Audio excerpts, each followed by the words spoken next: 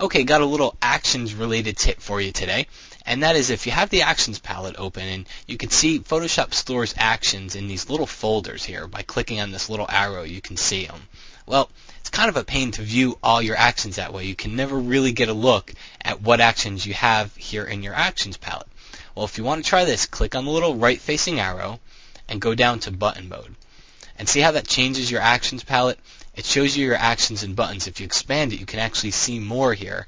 And now to run an action, all you'd have to do is just click on that button and it'll run the action for you. But more importantly is it allows you to see all of your actions in one place, and you can even color code them. So if you want to, you can maybe put all type related actions, make them yellow, and maybe any color correction actions could be green or anything like that, and it's just an easier way to see your actions. Now, if you want to get back to the way it was, just click on your Actions Palette flyout menu here and just choose button mode again, and it goes back to what I call production mode, which is the way that you can actually create actions, because you can't create them in button mode.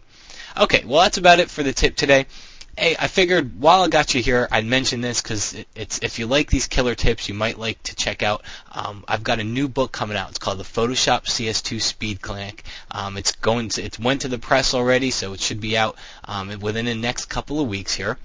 And if you like these killer tips, you should like this book because it's tutorials on how to do things fast in Photoshop. There's 2 chapters on actions. There's an entire chapter on everything about batch processing and how to make actions run on multiple photos at the same time. But there's 8 more chapters in the book, so it's not all about actions. It's about doing things fast in Photoshop. There's a lot of automations. There's a lot of things with Bridge, with Camera Raw, with scripting, and there's also a lot on tuning Photoshop just to run faster. So what I'll do is I'll put a link to the book on the PhotoshopKillerTips.com website for today's killer tip, and that is February 23rd. And if you want to, go check it out.